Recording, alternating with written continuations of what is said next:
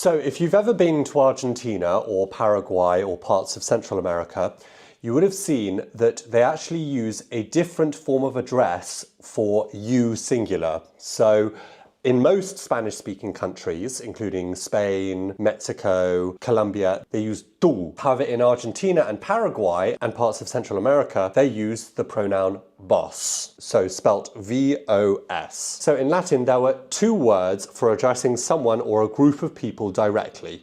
Tú for a singular person and vos for a group of people. But as Spanish and other Romance languages started to evolve, these words started to carry more than just a number, and they began to show respect and formality. In the Middle Ages, addressing someone as vos wasn't just plural, it was polite. People used vos to show respect, kind of like saying sir or ma'am. Eventually, it became common to use vos with friends and family as well, but never with strangers unless you were being especially polite. Back then, Spanish used fancy phrases for formal speech. Instead of tú, they said vuestra merced, which means your grace. So obviously very formal. And over time, vuestra got shortened to usted, which is still used today as the formal you. So where did vos go? So vos faded away in Spain, but actually stayed alive in many parts of Latin America. Most predominantly in Argentina, Uruguay, and Paraguay,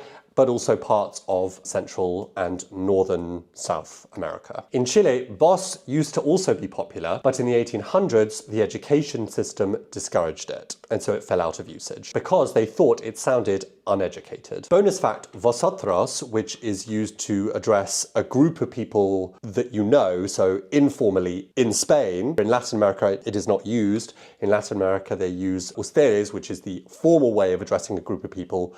They use that both for a group of people formally and informally. Vosotros actually comes from vos otros, which means you others. And the word nosotros, which means we, comes from nos otros, which means us others.